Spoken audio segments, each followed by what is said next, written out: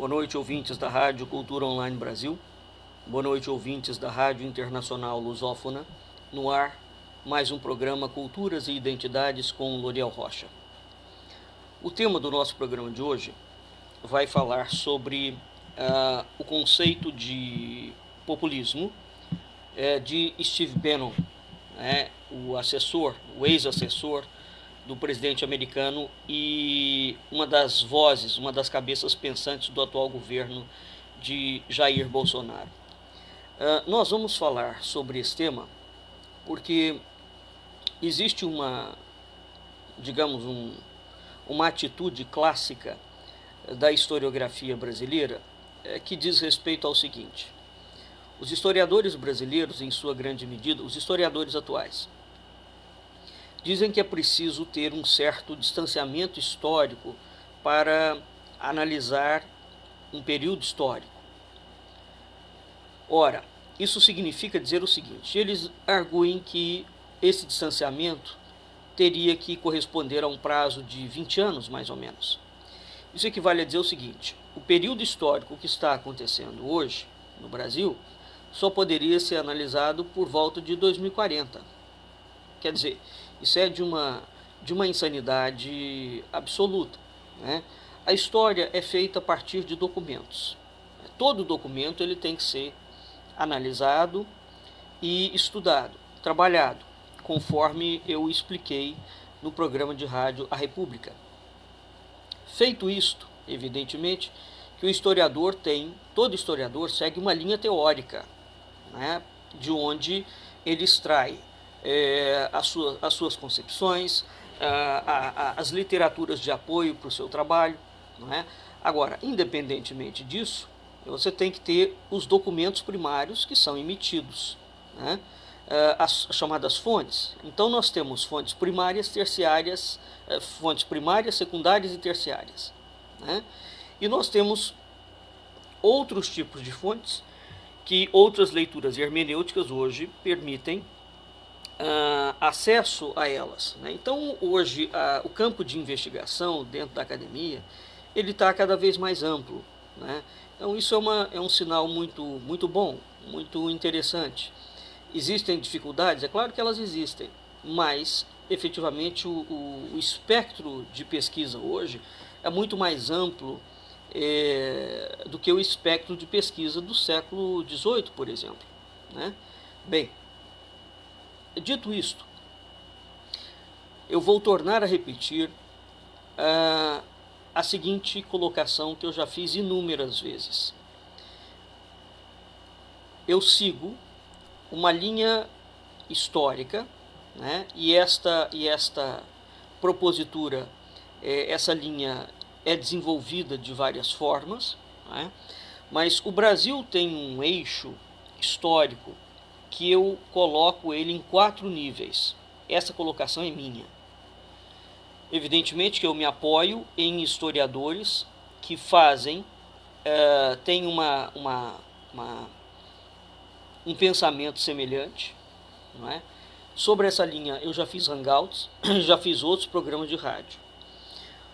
O Brasil atual, então vamos lá, deixa eu explicar direito aqui. Quando os historiadores brasileiros dizem que é preciso um distanciamento de 20 anos, de certa forma, eles estão abrindo mão de uma linha histórica, né? Por outro lado, estão dizendo que a historiografia não é capaz de separar ou de ter a isenção necessária para analisar textos e contextos. Isso absolutamente não é verdadeiro. Para nós termos uma ideia, nos Estados Unidos e na Europa como um todo, qualquer acontecimento, ele torna-se um acontecimento histórico. Ele vai tornar-se um acontecimento histórico. Em nenhum desses lugares, os indivíduos levam 20 anos para poder analisar uma coisa. Por exemplo, o impeachment de Collor. Até hoje, exceto o Marco Antônio Villa, que lançou um livro sobre Collor e sobre o impeachment, foi um assunto muito pouco debatido e estudado mesmo. Quer dizer, como é que é possível esse desinteresse absoluto, né? O impeachment de Dilma Rousseff. A esquerda lançou um debate sobre golpe, etc., tal, mas mesmo a esquerda Eu tenho as obras que foram publicadas, o debate é absolutamente superficial. Quer dizer, não há um debate profundo a respeito de como surgiu aquilo. Porque veja, ninguém pode pensar que o acontecimento social de hoje, na sociedade, os acontecimentos levam muito tempo para virem à tona, para que eles se tornem aparecidos, exatamente pela quantidade de pessoas, né? Então, quando explode, como por exemplo um movimento em 2013, em que a população foi às ruas, evidentemente que não foi o ano de 2013, tampouco foi o governo de Dilma Rousseff, somente o governo de Dilma Rousseff, que gerou uma insatisfação. Quer dizer, para que este acontecimento histórico, né, se torne de fato um acontecimento, como aconteceu, ele não pode ser o fruto de uma reação popular ligeira. Ou seja, no mínimo, nós temos que ter fatores históricos que estão contribuindo para o brotamento daquela reação, no mínimo de 2 décadas. É o mínimo, porque nós estamos falando do coletivo, né, da nação, de uma quantidade de pessoas. Um ser humano individualmente, para reagir a uma situação, ele já demora muito tempo. Imagine isso em termos sociais, né? Portanto, é preciso entender isso que é o básico, ou seja, nenhuma reação coletiva é feita esperando em cima de estímulos muito recentes, de 3 4 anos. Por exemplo, o Brasil não foi à forra com o PT por conta da Lava Jato. Agora, evidentemente que aqui nós temos o seguinte: a mídia, juntamente com a Lava Jato, que vazava informações propositalmente para a mídia, então esse processo da Lava Jato com a mídia pode ter contribuído para criar uma densidade mental. É preciso discernir as questões. E aqui nós temos uma outra situação. Por que foi criada esta densidade mental? Isso interessa a quem? O fato é, há um roubo? Uma coisa é a constatação e a punição. Outra coisa é, qual é a necessidade de criar uma densidade mental? Você poderia falar, não, sem a densidade mental, sem o apoio popular, não teria havido a Lava Jato. Esse é o argumento que é construído, né? A situação que aconteceu na Itália, da Operação Mãos Limpas, não tem paralelo com a situação brasileira. São coisas completamente distintas, né? Por quê? Porque as histórias dos países são distintas. Então, uma coisa é o chamado distanciamento histórico, certo? Nós não vamos precisar de 20 anos para analisar a questão da Lava Jato, penso eu. O Marco Antônio Villa, por exemplo, pensa diferente, né? A maior parte dos filósofos da USP pensam diferente, da Unicamp também, e de muita gente boa. Eles argumentam que é preciso esse distanciamento. Eu pessoalmente creio que não. Que nós podemos efetivamente, porque há os documentos de fontes primária, secundária e terciária, seguindo uma linha teórica conceitual, fazer uma reflexão sobre aquilo. Porque todo documento precisa de ser trabalhado, tá? Você não pode pegar um documento e simplesmente lançar o documento. O documento ele tem que ser trabalhado. Eis o X da questão. Bem, sob a perspectiva da qual eu venho falando, entendido isto, vamos ter uma outra perspectiva. O Brasil, no século XVIII, portanto em 1717, eu já repeti isso não sei quantas vezes, explodiu, a maçonaria foi lançada no mundo. O século XVIII é um século em que explode uma série de movimentos revolucionários internacionais. Uma série. Esses movimentos revolucionários internacionais tinham algumas finalidades, que era a derrubada das monarquias, a derrubada da Igreja Católica e a construção de um governo mundial. Tá? Bem, para tanto, eles criaram um léxico mundial, um vocabulário mundial, símbolos mundiais. Símbolos não migram. Dentro do estudo da simbólica, um símbolo não pode migrar. Símbolo tem texto e contexto. Então nós temos aqui, no mínimo, 5 variáveis, que são variáveis exclusivas do século XVIII. Nós não temos essas variáveis em nenhum outro século. Havia sociedades secretas? Claro que tinha. Agora, nós não temos a conformação que aconteceu no século XVIII. Né? Então, até a ideia de sociedade secreta no século XVIII, portanto uma sociedade cosmopolita, que vai interferir diretamente na política, é algo completamente sui generis. Não existe isso na história. Né? Bem, então, do século XVIII em diante, nós temos, portanto, a execução em escala internacional dessas 5 metas, digamos assim. Não é? O que acontece? O Brasil não é uma bolha isolada da história. Esse é um outro problema da historiografia nacional. A historiografia nacional trabalha sempre os períodos históricos, desenquadrando o Brasil do contexto internacional, não é? E restringindo aquele período histórico somente aquele período. Por exemplo, o Bolsonaro foi eleito porque o Lula era corrupto. Não, essa é uma visão absolutamente simplista. É um recorte absolutamente arbitrário sobre a realidade nacional. Esse é o problema. Né? É preciso recuar muitas décadas para entender, e não é só no período militar, não. É preciso recuar muito mais. Né? Tudo que eu falo tem, digamos, um grande epicentro.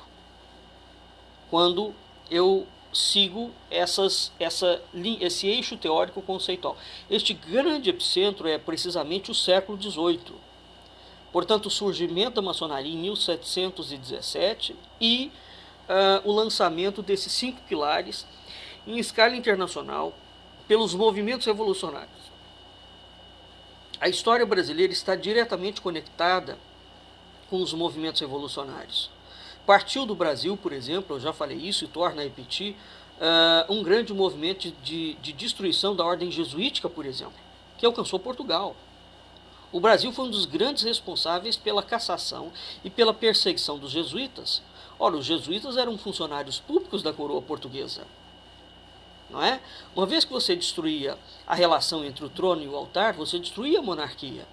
Depois o Marquês de Pombal baixou o decreto e expulsou os jesuítas. Né? Em 1822, explode a independência brasileira, que vinha sendo gestada, portanto, no século XIX. Essa independência vinha sendo gestada desde o século XVIII. Há inúmeros movimentos ligados aos movimentos revolucionários internacionais. O Brasil não está desconectado disso, muito pelo contrário. O Brasil está perfeitamente conectado a essa esfera do movimento revolucionário internacional. Né? Bem, então em 1822, o golpe da independência, a independência é um golpe revolucionário maçônico. Né? Este golpe revolucionário maçônico cria uma ruptura e reestrutura o Estado, ou o que nós poderíamos chamar de Estado. Né? A partir desse momento, é criado no Brasil um eixo para que este grupo revolucionário que assumiu o poder reescrevesse a história e fosse implementando cada vez mais o seu poder dentro da história. Então vamos lá. O primeiro eixo cultural, teórico, conceitual que vai ser criado pela maçonaria. Né? Há uma linha da maçonaria que já defendia a ideia do Brasil colônia, e o José Bonifácio é o sujeito que vai corporificar esse processo em documento oficial, lançado à coroa portuguesa. Então o José Bonifácio é o sujeito que, para legitimar a independência brasileira, ele cria o discurso de que o Brasil foi colônia de Portugal. É uma mentira, isso nunca houve.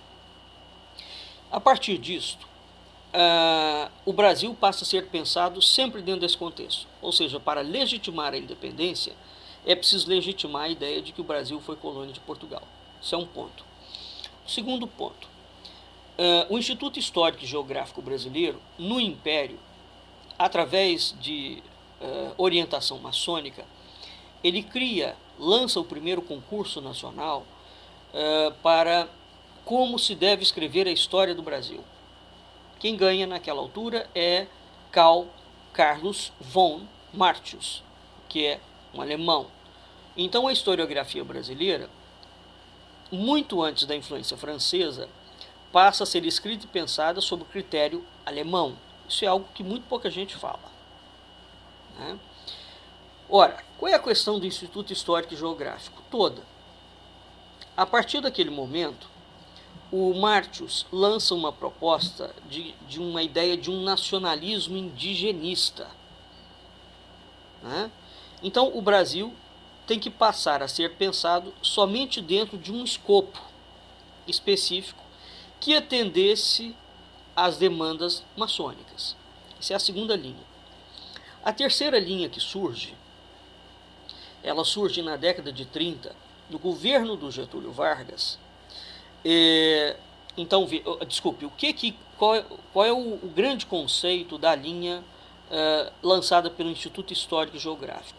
Ele lança a ideia de uma identidade nacional.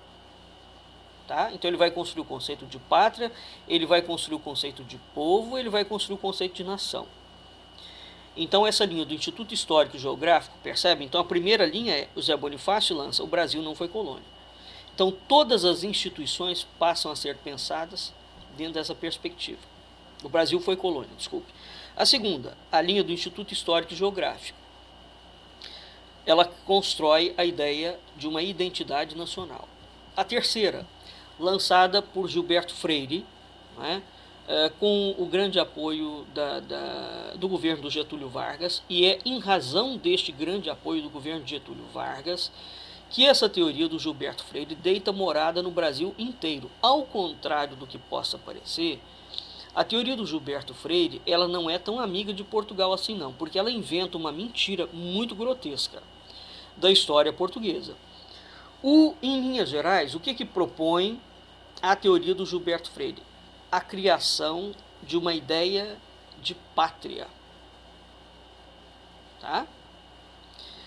Essa teoria do Gilberto Freire é encampada pela USP, apoiada pelo Getúlio Vargas, que assume o poder de 30 a 54, portanto ele ficou 25 anos no poder, né? É muito tempo, e essa teoria é disseminada pelo Brasil afora. O quarto eixo teórico, em cima, como tributário do pensamento lançado por Gilberto Freire, Sérgio Buarque de Holanda e o Raimundo Faoro, sobretudo o Sérgio Buarque de Holanda, que antecede o Faoro nesse aspecto, o Sérgio Buarque de Holanda vai lançar a linha ou a tese do patrimonialismo histórico brasileiro e vai dizer que todo o problema do Brasil decorre da estrutura e da visão patrimonialista de mundo e vai culpabilizar a coroa portuguesa por todos os desmandos do Brasil. Veja, o Brasil já era independente de Portugal há muito tempo.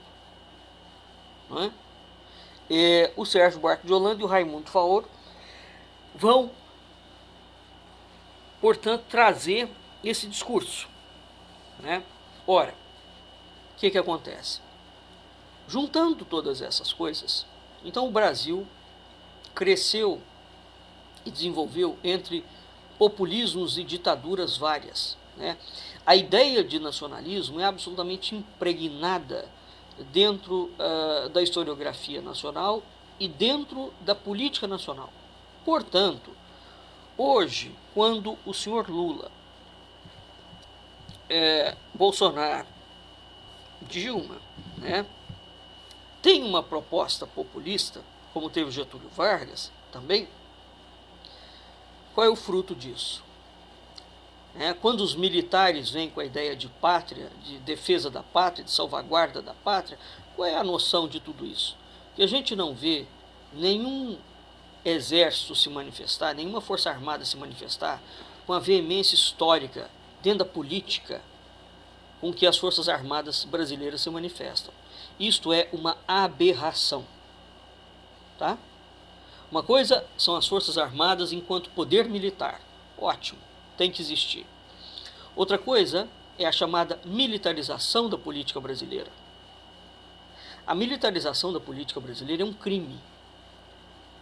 Volta e meia, como aconteceu agora. Nós temos 120 militares em todos os escalões da República.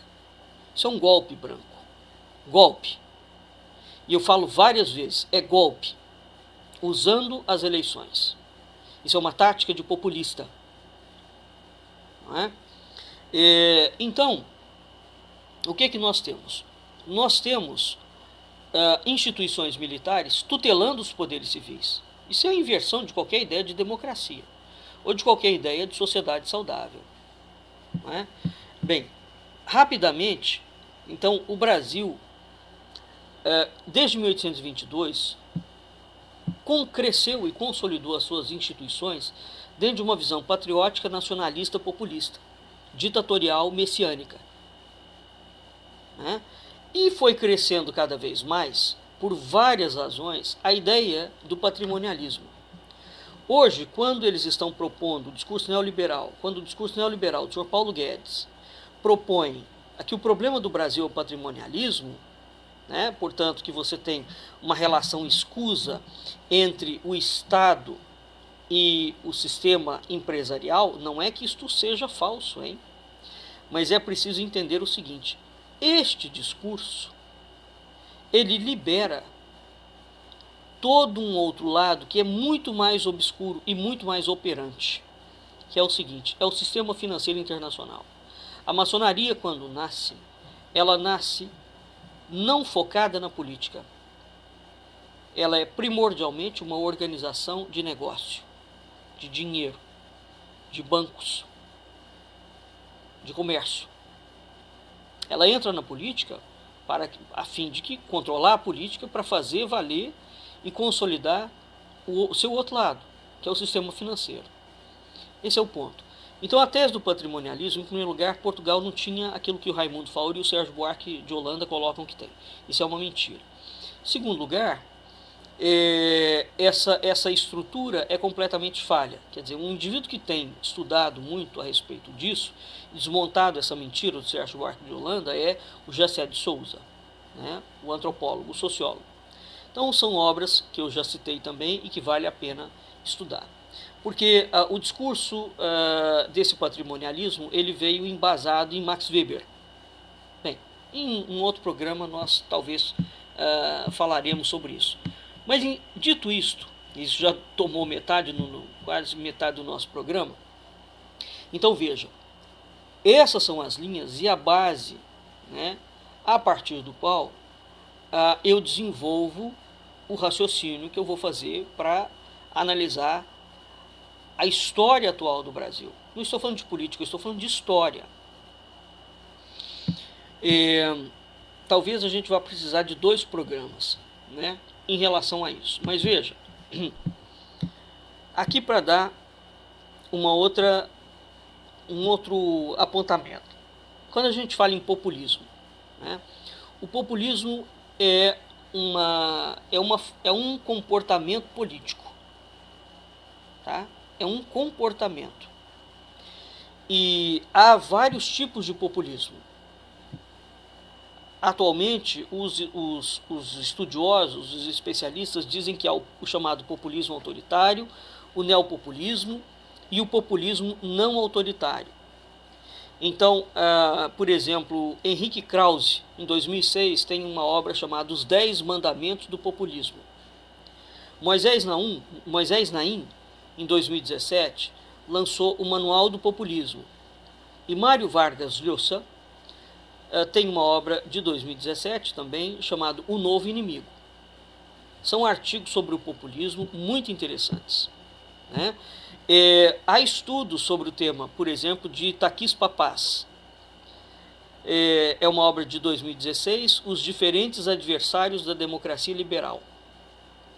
E de William Galston, de 2017, chamado A Vez do Populismo. Bom, há, portanto, uma distinção dramática entre os tipos de populismo. Quando você fala assim, o Lula é populista, qual é o tipo? Populismo autoritário, neopopulismo, populismo não autoritário.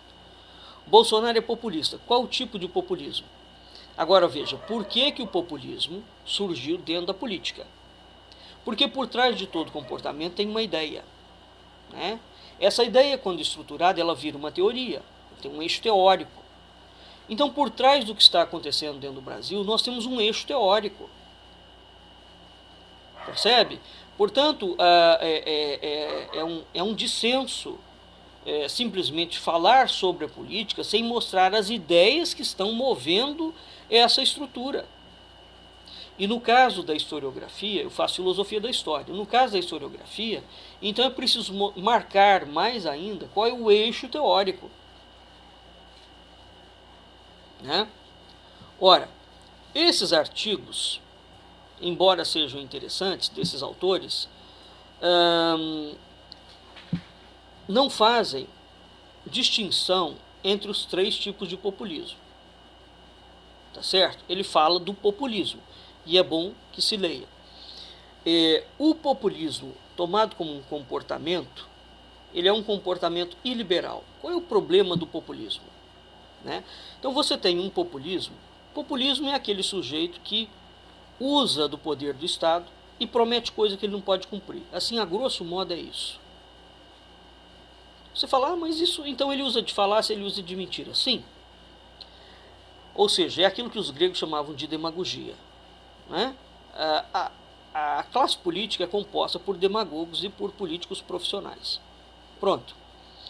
Mas, mesmo assim, existe um populismo que aceita a democracia, as instituições da democracia, e não pretende usar a democracia contra a democracia. Tá certo? Esse é o populismo não autoritário. Bem, existe um outro tipo de populismo, que é o populismo autoritário e o neopopulismo. Né? Então é preciso distinguir o que está acontecendo. Por que nós estamos colocando isso?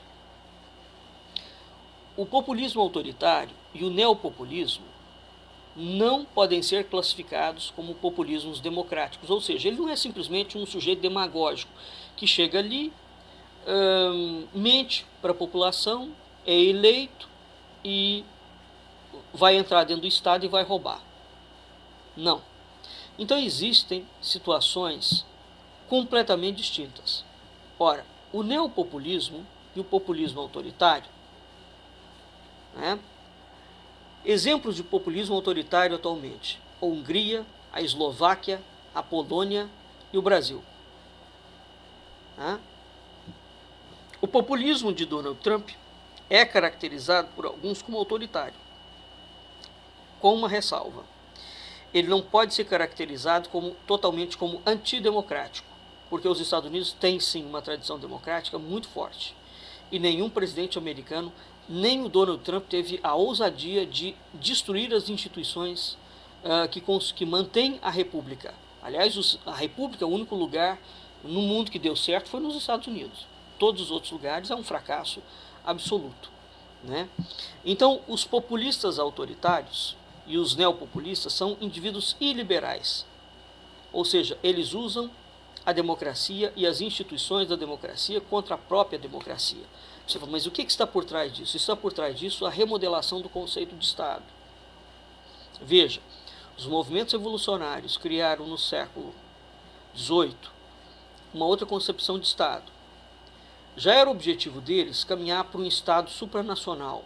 Esse Estado supranacional é invisível, evidentemente, né? Sob a batuta de um governo mundial. Então, o neopopulismo e o populismo autoritário, atualmente, quando eles investem contra a democracia, usam os mecanismos que a democracia construiu, né, através das instituições do Estado, executivo, legislativo, judiciário e forças armadas, usam essas instituições para atacar os pilares da própria democracia. Então, o que nós temos? Nós temos, esses indivíduos são eleitos, em grande parte dos casos. Nós temos os indivíduos usando a eleição, né? A eleição é um dos pilares que sustenta a democracia, não é o único, tá certo? Então, quando esses indivíduos usam as eleições para atacar a própria democracia, o que nós temos? Né? Nós temos um projeto de esfacelamento das instituições democráticas, portanto, nós estamos falando de um projeto de destruição do Estado em si, né, de diminuição do Estado, com o objetivo de tomar o poder do Estado. Então, essa gente adota a via eleitoral como tática, né, e, sobretudo, como estratégia principal para chegar ao governo, para, a partir daí, tomar o poder. O poder, antigamente, era tomado de outra forma. O sujeito estava lá, entrava alguém, dava um tiro, arrastava o sujeito para fora do palácio e tomava o poder. Hoje em dia não se faz mais isso, não. Então, sob um certo aspecto, os neopopulistas são de esquerda. A classificação é inadequada? Não, não é não. O projeto neopopulista tem raiz marxista. Os principais operadores desse projeto são marxistas-leninistas. Seus intelectuais orgânicos são marxistas-gramscistas, que tentam dar um sentido estratégico ao chamado neo-maquiavelismo, que é a chamada realpolitik, dos seus líderes e dos seus dirigentes. Né? Então, os neopopulismos, por exemplo, o lulopetismo, o chavismo, os bolsonarismos, o madurismo, o sandinismo, né? O projeto das Farc agora na Colômbia, que tomou o poder, entrou dentro do Senado, né? Isso é tudo neopopulismo. Bem, evidentemente que essa situação, uma vez que a sociedade ainda acha que existe o conceito de Estado, que foi criado a partir do século XVIII, a sociedade não se apercebeu que a própria ideia de um governo mundial é a antítese da ideia de soberania nacional. Portanto, a ideia de nacionalismo defendida pelos populistas é uma falácia. Não é? Então, como é que você vê, tem um governo, como por exemplo, de Bolsonaro, que não é simplesmente um neopopulista, ele é um populista autoritário. O populista autoritário é aquele que tem todas as características do neopopulismo e acrescido de um caráter autoritário. Ou seja, ele é caracterizado completamente como antidemocrático. Né? Portanto, nós temos gradações de populismo. O populismo, o neopopulismo e o populismo autoritário. O populismo autoritário, portanto, é aquele que vai usar o mecanismo do Estado contra o Estado. Veja o que está acontecendo com o Brasil agora. Já falei várias vezes. Uma coisa são os ministros do Supremo Tribunal Federal e o Congresso Nacional e a baixíssima qualidade dessa gente. Isso é um fato incontestável. Outra coisa é você querer, porque há uma baixa qualidade dos quadros que compõem as instituições, de querer destruir as instituições. Ora, são coisas completamente distintas. Porque uma vez que você destrua a instituição, perceba, o Estado é formado a partir dessa instituição, das instituições. Se eu não tenho mais as instituições, como é que eu posso falar que eu tenho Estado? Eu não posso falar que eu tenho Estado. Né? Então, nós estamos aqui diante de uma outra coisa. Esse é o ponto. Né? Bem, dito isto, onde é que entra Steve Bannon? Né? Dizem que Steve Bannon é da direita. Mentira. Os conceitos de direita e de esquerda não existem mais. Também já tenho falado muito sobre isso. Aliás, atualmente o que existe, que está na crista da onda, é a fusão da direita com a esquerda. Steve Bannon é exatamente o sujeito que encabeça um grande movimento internacional de fundir a direita com a esquerda, de fundir comunismo com cristianismo. É a proposta da teologia da libertação, hein? O filho do Jair Bolsonaro divulgou-se agora essa semana que vai encontrar com o Beno, com o sujeito da Hungria e da Itália, todos eles populistas autoritários, tá? Cuja ideia que os norteia é exatamente marxista-gramscista. Então é preciso debater as ideias. Ao contrário do que manda o senhor Olavo de Carvalho, o guru do Jair Bolsonaro, um homem que revelou de fato que tem um projeto de poder para a tomada do poder, para perverter as instituições do poder. Ele fala isso publicamente, ele e os seus alunos, e agora sem nenhuma reserva, a coisa tornou-se pública mesmo, e é estarrecedor o que foi revelado no Brasil nesse ano de 2019, 2018. O que se percebe, o que ficou claro para toda a gente, se tinha alguma dúvida, não é? Agora está claro, é que de fato existe um golpe para tomar o poder, né? De que golpe é esse fato? O que está sendo feito? Está sendo usado o PT como o mote para a tomada do poder.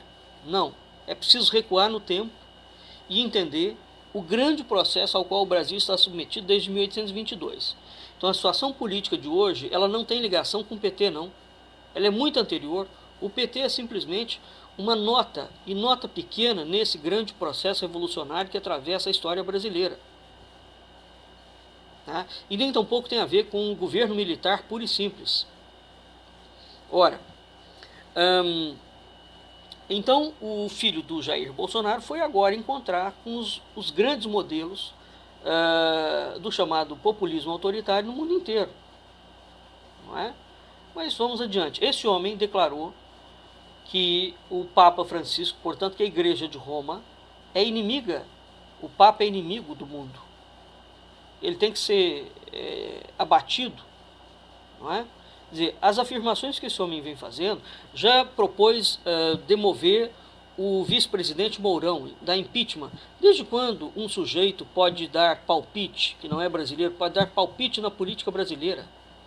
Desde quando um brasileiro pode chegar nos Estados Unidos e mandar demover o vice-presidente americano? Quer dizer, por mais que se tenha divergências com o vice-presidente, ele foi eleito e, ao que eu saiba, não tem, pelo menos na legislação brasileira, a lei não prevê impeachment de vice-presidente. Eu nunca vi isso na minha vida. E se isto for feito, e veja, comprou a ideia deste acelerado, um deputado, pastor, não é? Que agora não me lembro do nome dele, comprou a ideia de lançar o impeachment do vice-presidente. O que eu quero saber é o seguinte: como é que vai desligar o vice-presidente do presidente? Então essas coisas todas, o Brasil está atravessando um momento, mas é grave, é muito grave. O cenário que está configurado aqui, como já bem disse Priscila Garcia, é um cenário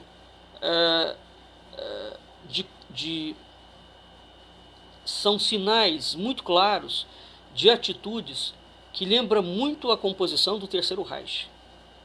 Nós entramos num nazismo, num nazifascismo impressionante. Por trás de todas essas coisas existe um campo de ideias. Qual é o campo de ideias que está por trás desse negócio? As brigas e as disputas entre bolsonaristas, olavistas, impeachmentistas, monarquistas, essa gente toda de movimento social, têm impedido o entendimento e o debate das ideias que estão por trás das loucuras que estão acontecendo no Brasil. As loucuras do Supremo, as loucuras do Ministério Público, as loucuras do Executivo, do Legislativo, do Judiciário, de todo mundo,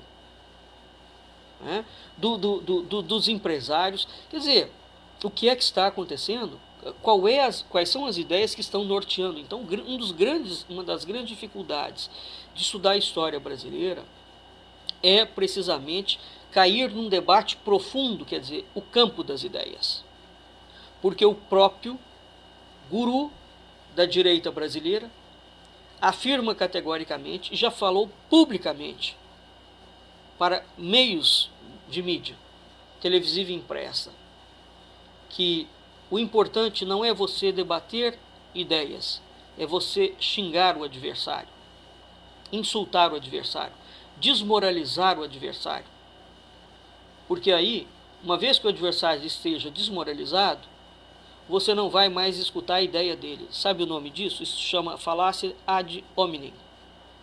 É aquela falácia em que você ataca o homem para descredenciar a obra. É isso que a direita brasileira vem fazendo, sistematicamente. É claro que não interessa a ela um debate sobre ideias, porque talvez num debate de ideias ela seja vencida, ou seja mostrado, de fato, o que está por trás dela, o que é estar norteando. Né?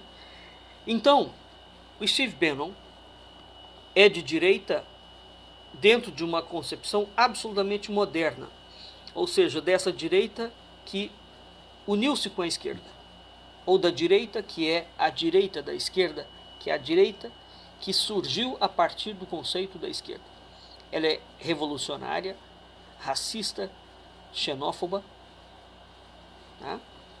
Ela é uma articulação populista autocrática. Bem, esse personagem, Bannon, é um personagem extremamente perigoso. Não é o Donald Trump, porque é exatamente esse sujeito que formula algo muito mais amplo e duradouro que a eleição e a administração de Trump, que essa eleição e a administração vai passar. Existe um artigo que merece ser lido, porque ele traz pontos interessantes, do Luiz Roque Miranda Cardia, de uns 3 meses atrás. Eu vou deixar o link aqui. Chama Cadê o Steve Bannon da esquerda? Em defesa do populismo. Né? Então, o que nós temos aqui?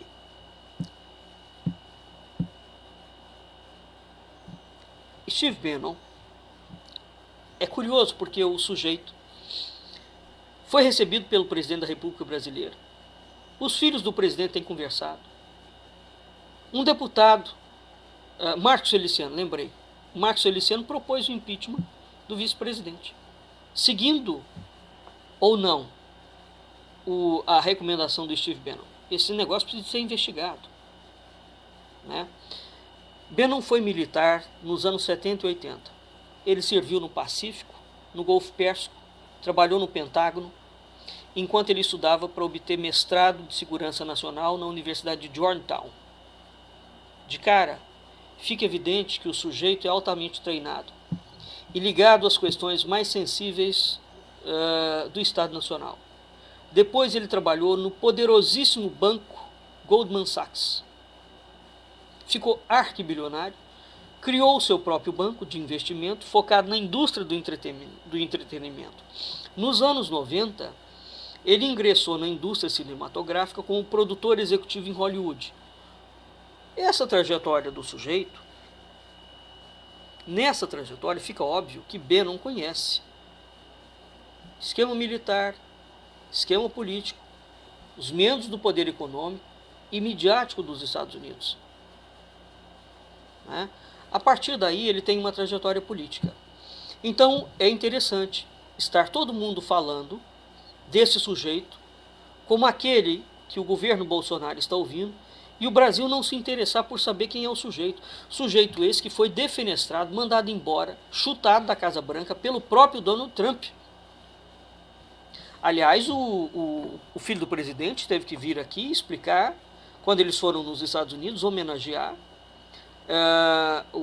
esse camarada na embaixada brasileira, dizer que isso não estava em desacordo com a política americana, mas é evidente que está em desacordo. É só ver a carta do presidente americano para verificar o que o Donald Trump falou de Steve Bannon, acusando de conspirador, de traidor. Portanto, comparar o Jair Bolsonaro com o Donald Trump é a aberração da aberração da aberração.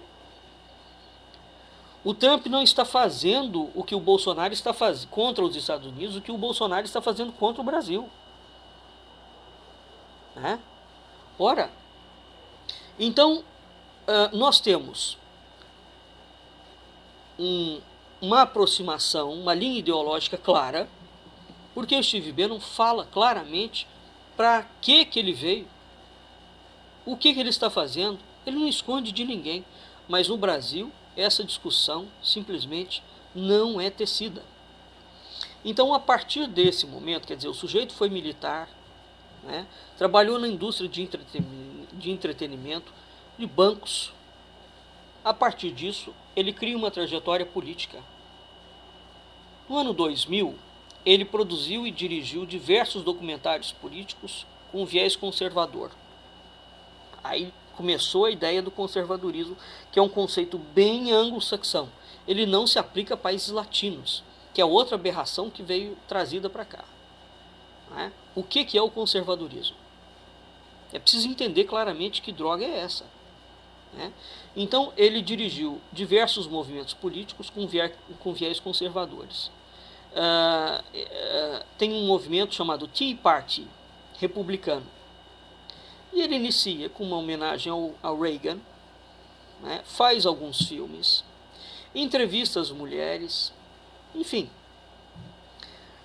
Depois da experiência, portanto, como militar, banqueiro e cineasta, o Bannon tornou-se protagonista na luta política dentro da internet, no famigerado site Breitbart News.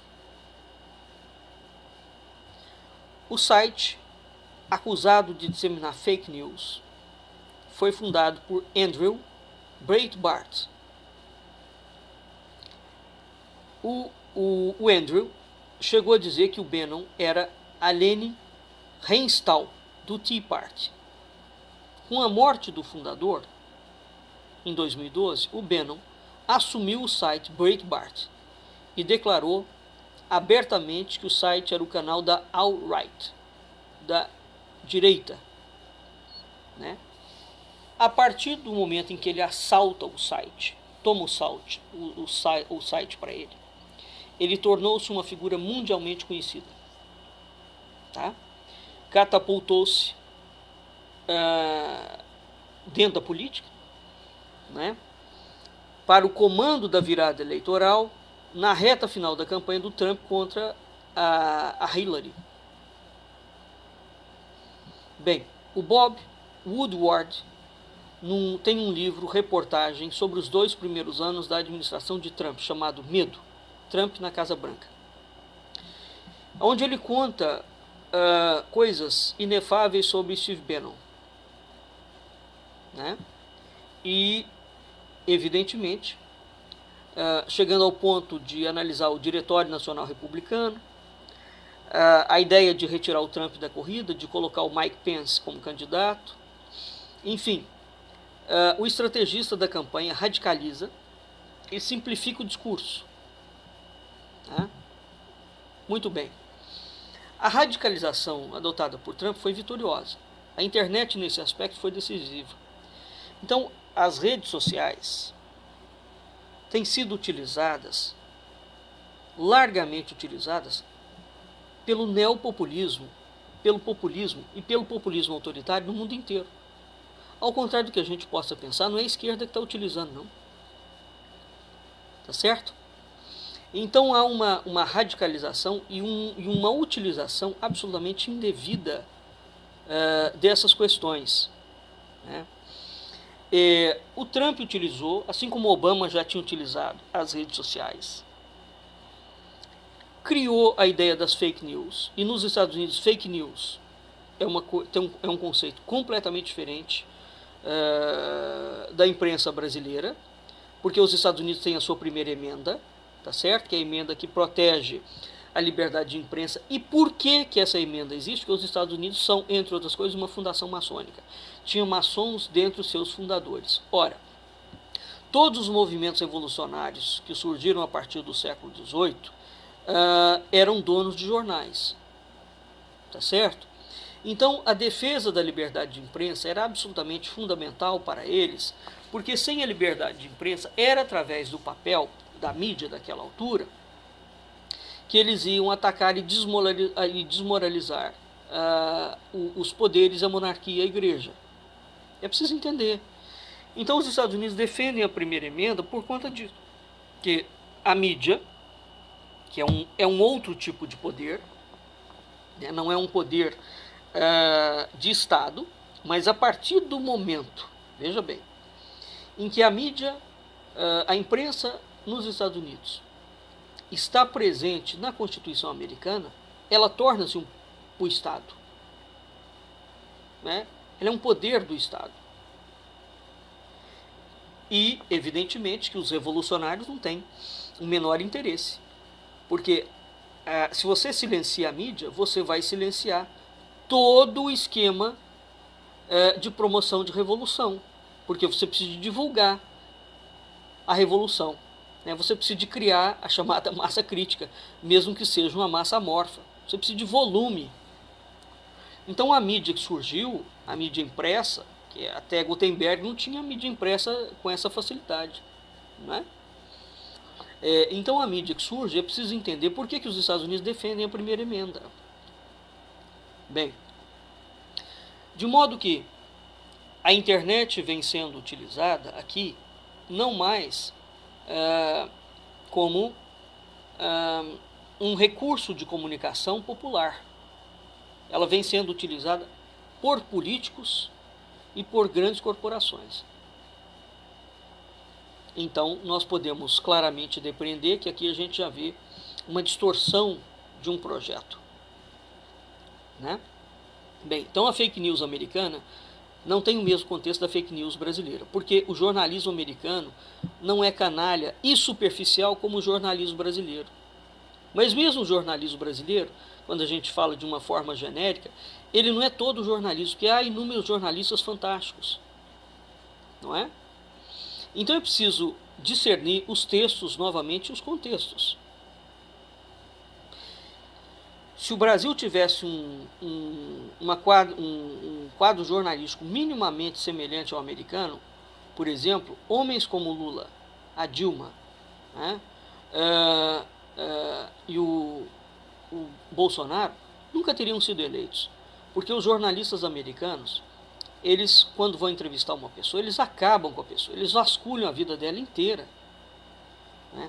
Antecede toda a eleição presidencial americana o lançamento a um mercado editorial fortíssimo, violentíssimo, eu já falei sobre isso também, nos Estados Unidos, vasculhando integralmente a vida do sujeito, o que ele faz e o que ele não faz. É óbvio, porque aquele cara é o cara que vai dirigir a nação, é preciso saber quem ele é. No Brasil isso não existe.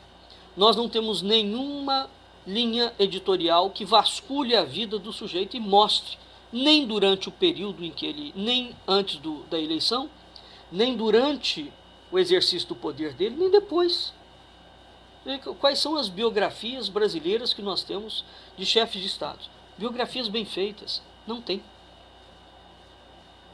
Tem uma ou outra, assim, e absolutamente superficiais. Então, a nossa forma de lidar com a realidade política brasileira, ela não tem paralelo com a realidade americana. Paralelo. De modo que é absolutamente patético essa tentativa agora, oportunista, mas altamente calculada, do senhor Jair Bolsonaro dizer que vai propor um tipo de uma primeira emenda para o Brasil. Tenha santa paciência, não é? É o escárnio do escárnio. Ora, então Bannon, voltando aqui, Bannon ficou poucos meses na Casa Branca. Tá? Esse homem brigou com todo mundo. Ele brigou com o governo, ele brigou com o presidente, ele brigou com a família do presidente, ele brigou com todo mundo. A ideia dele é polêmica. Né? E ele, evidentemente, como um sujeito que tem trânsito na área militar, na área de mídia, né? Na área de bancos, na área de economia, ele criou a polêmica das restrições imigratórias. Tá? Então, isso é um problema? Claro que é um problema. Uma coisa é você pegar um problema, um dado que é real, outra coisa é você polemizar em cima daquilo ali. Né?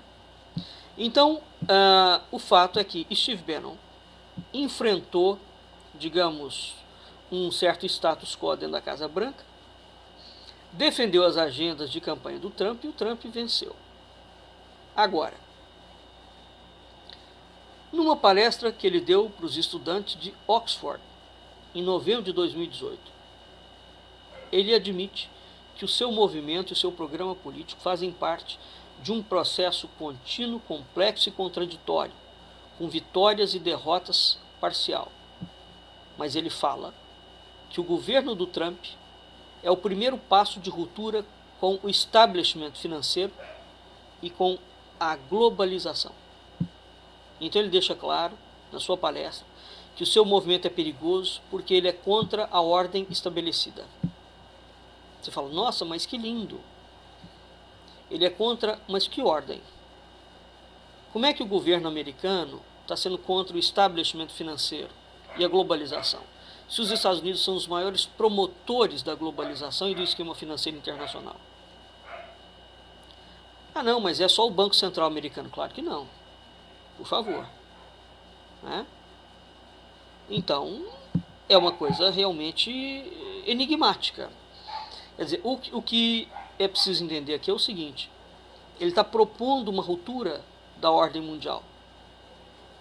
Ora, desde o século XVIII, os movimentos revolucionários propõem a ruptura da ordem. Porque se você vai criar uma nova ordem mundial, e ela já se fala dela abertamente, quem serão os donos da nova ordem? Né? O conceito, ele se intitula abertamente como populista e nacionalista. O seu conceito de populismo diz respeito à expressão dos interesses dos chamados little men, os homens pequenos, né, o homem médio, da população comum, em oposição às elites ilustradas, endinheiradas. O nacionalismo diz respeito à soberania do seu país. Né? Então você fala, puxa, isso é uma coisa boa. Não, cuidado. Cuidado, claro que não. Isso é tudo um discurso demagógico, porque quando você vai perceber efetivamente o que o cara está propondo, ele está propondo exatamente o casamento da direita com a esquerda. Né? Ele está propondo exatamente a junção daquilo que ele diz que combate.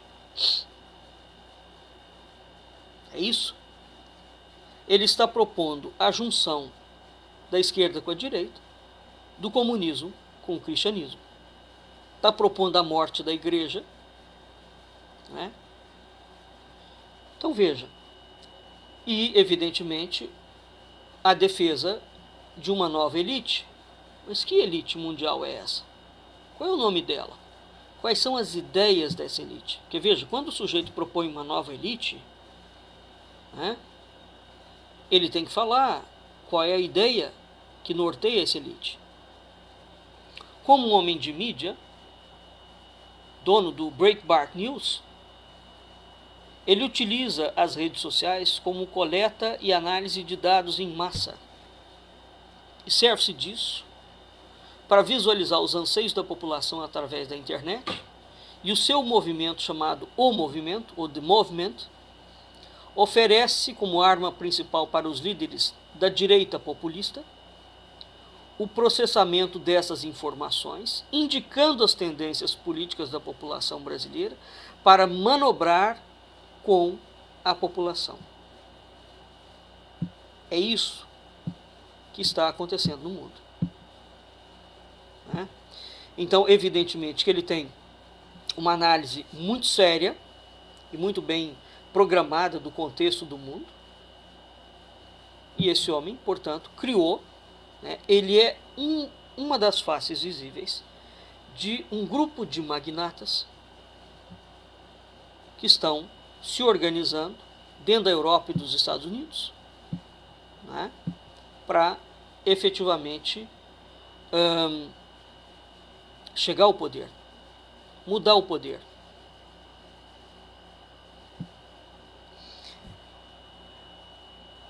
Então, o que está acontecendo dentro do Brasil é algo muito grave. Se nós sairmos da discussão do gosto ou não gosto de Jair Bolsonaro, gosto ou não gosto de Lula, Fernando Henrique, isso é tudo pataquada, para não entrar na discussão profunda. Quais são as ideias que estão norteando os governos populistas. Quais são as ideias que estão norteando o debate político brasileiro? E quando nós falamos em ideia, toda ideia tem uma teoria, porque tem que ter uma teoria que está norteando esse negócio como um todo. Então o apelo pseudo-nacionalista é nada mais do que um sofisma. Existe uma flagrante dominação do capital financeiro sobre o governo. Isso é um fato inegável. Então, por trás da ascensão populista, nacionalista, conservadora, existe a proposta clara de um capital internacional que vai tomar conta do Estado. Isso é o que defende Steve Bannon.